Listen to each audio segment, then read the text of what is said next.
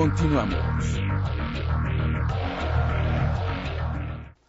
Hay que tener presente, como lo dije ya anteriormente, que el próximo año Durango tendrá nuevo gobernador, además de 39 nuevos presidentes municipales y de todos los diputados locales que van a dejar su lugar a los que habrán de venir. Entonces se dice que la esencia justamente de la propuesta del revolucionario institucional radica justamente en, a través de los medios, darle al ciudadano la impresión de que va en consonancia con la austeridad que se predica en el ámbito federal. Sin embargo, lo dije ya, la oposición, cuestiona las verdaderas intenciones del PRI, pero bien dice, yo creo que el partido que está en el gobierno, que bien vale la pena el gasto, pero incluso no solamente el gasto que se deba realizar, habrá que recordar también que al ser el partido mayoritario, pues tendrá una asignación más importante en cuestión de recursos.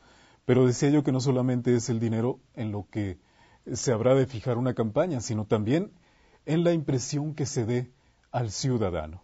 A través de este análisis que nos presenta nuestro amigo Alberto de la Rosa, el precio de la gubernatura, pues vamos a adentrarnos un poco en lo que podrían ser las intenciones del partido en el gobierno, pero también la respuesta de la oposición a esta posibilidad.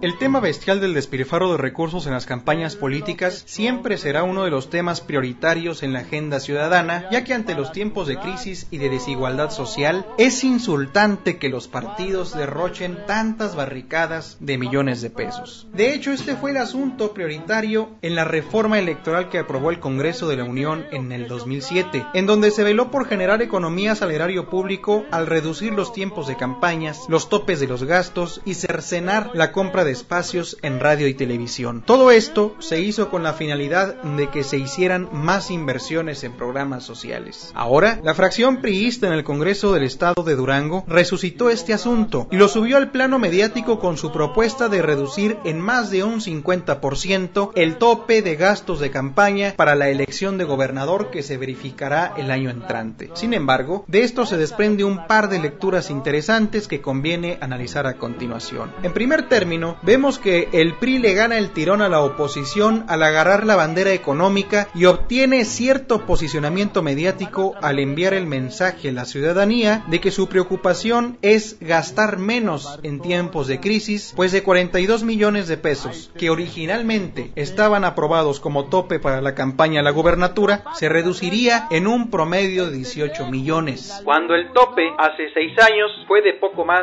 de 12 millones de pesos. También, el partido oficial en la entidad se blinda ante un flanco de ataque como son los gastos de campaña, porque siempre ha sido objeto de señalamientos del derroche de recursos para las campañas a la gubernatura. Sobre todo, la oposición siempre afirma que se trata de dinero proveniente de las finanzas estatales. No obstante, la oposición registró estos detalles y desde luego no pudo quedarse atrás y en cambio aprovechó este aspecto para retomar el punto de la necesidad de contrarreformar la legislación electoral, también amparados bajo la bandera del ahorro, y aquí giran otros dos aspectos de aprovechamiento coyuntural. En primer término, vemos que los opositores al PRI hablan de la necesidad de homologar las elecciones locales con las federales para evitar tanto gasto. Igualmente, ante la crisis presupuestaria, ya surgió la propuesta de la contrarreforma para reducir el número de diputados locales, ya que en el 2005 se aprobó que el Congreso local ya no se compondría de 25 integrantes, sino por 30 legisladores, lo que se tradujo en más carga presupuestaria. Como vemos, siempre que se mueva el aspecto jurídico electoral, no dejarán de brotar dudas e inconformidades, pero siempre el sentir generalizado es que el costo de la democracia ya no sea tan elevado.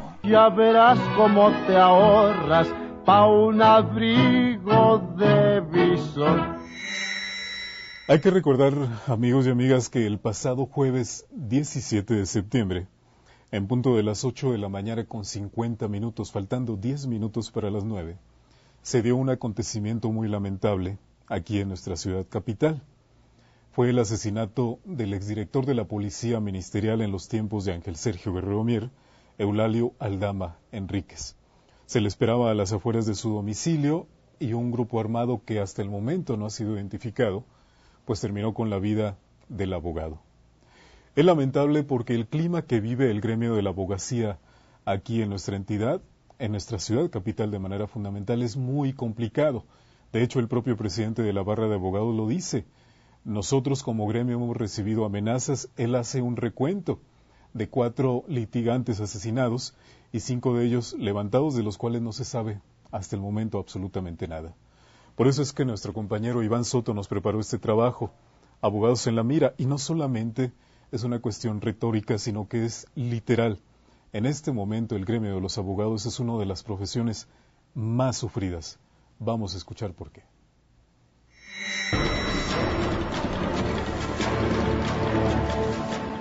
El asesinato de Eulalio Aldama Enríquez a plena luz del día por el oriente de la ciudad ha encendido nuevamente focos rojos de alerta entre la sociedad, pero en particular en el sector de la abogacía, que se ha convertido en blanco fácil recurrente para la delincuencia. Aldama, quien se desempeñó como director de la entonces Policía Ministerial y después de la Dirección Estatal de Investigación, hoy Agencia Estatal de Investigaciones, durante la mayor parte del sexenio de Ángel Sergio Guerrero Mier, en reiteradas ocasiones fue nominado en rumores de la prensa como posible jefe policíaco en el actual sexenio. Sin embargo, eso nunca sucedió. El hecho es que por ahora, una de las primeras líneas de investigación sobre su muerte se relaciona con su actividad profesional como abogado, lo cual ya no es novedad, sino un caso más de los que ya se acumulan muchos en contra de este gremio de profesionistas en la entidad en los últimos 2 años. Y no es para menos. En los últimos meses, más de una docena de casos de violencia ligada a grupos del crimen organizado ha afectado a los estudiosos del derecho en diversos casos y circunstancias un tanto distintas, aunque con elementos en común. Todos estos asuntos siguen impunes hasta ahora. Por ejemplo, el 8 de julio de 2008 en el fraccionamiento Camino Real fue asesinado el abogado Jaime Villalobos afuera de su hogar. Paradójicamente, en ese momento visitaba Durango el entonces secretario de Gobernación, Juan Camilo Mourinho, cuando se decía que andaba en plena campaña defendiendo el tema de la seguridad pública en el país. El 18 de julio del mismo año corrió con la misma suerte el expresidente de la Barra de Abogados de Durango, Ruperto Quiñones Ruiz, de 49 años, quien fue arteramente asesinado a balazos y herido su hijo en el estacionamiento de la agencia Chevrolet ubicada sobre el Boulevard Francisco Villa. El licenciado Ruperto fue asesinado 24 horas después de haberse corrido el rumor de que había sido levantado y asesinado. El 16 de julio del presente año 2009, el actual dirigente de la Barra de Abogados, Manuel Rosales Domínguez, alzó de nuevo la voz para exigir se aclaren los casos de abogados asesinados como los de los litigantes desaparecidos. Y no ha sido la primera vez. Entre los que están en la agenda de interés de Rosales Domínguez, o al menos por ser los más recientes, está el caso de Francisco Bolívar, de Pedro Huizar y otros 2 abogados que han sido levantados en lo que va del presente 2009 y que se suman a otros casos ya de 2008. Pero más tarde de estas declaraciones, el 20 de agosto de 2009, de nuevo el presidente del Colegio de Abogados, Manuel Rosales, admitió que los levantones o los secuestros sufridos por algunos de sus agremiados han llenado de temor a los juristas de la localidad, pues se saben en riesgo de pasar por lo mismo. Así que la gran mayoría, según lo dijo en ese entonces Manuel Rosales, extreman ya precauciones.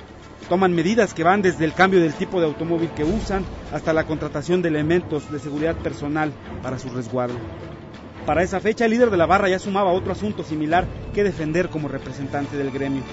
Y es que el viernes 14 de agosto de este año, el presidente del Tribunal de Conciliación y Arbitraje, Guillermo Cervantes Perales, salía de su trabajo en un vehículo Nissan Sentra cuando lo interceptaron por lo menos 4 sujetos que le cerraron el paso en 2 vehículos de reciente modelo, los cuales portaban ropa tipo militar con pasamontañas, para posteriormente bajarlo de su auto y llevárselo con rumbo desconocido. Lamentablemente, en esta familia, la de Guillermo Cervantes, el dolor no acaba.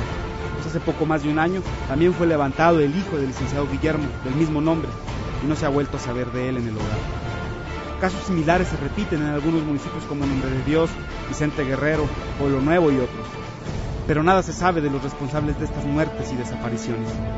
Lo que sí se sabe es que aparentemente los abogados están en la mira de los delincuentes, quienes al parecer ya se han dado cuenta de que los litigantes son un blanco fácil.